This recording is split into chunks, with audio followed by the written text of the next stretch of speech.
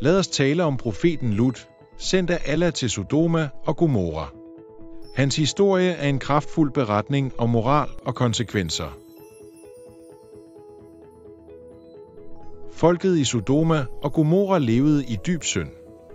De var kendt for umoralske handlinger, afviste Allahs budskaber.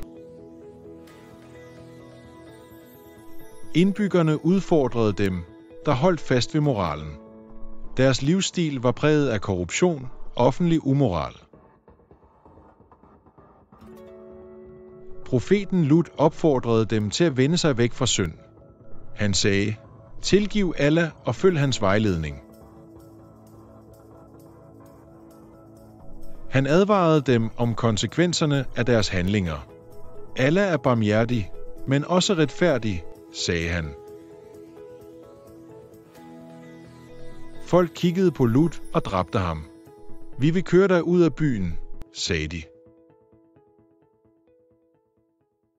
Da de ignorerede hans advarsler, besluttede Allah at straffe dem. Englen kom til Lot og sagde: "Frygt ikke, Lot."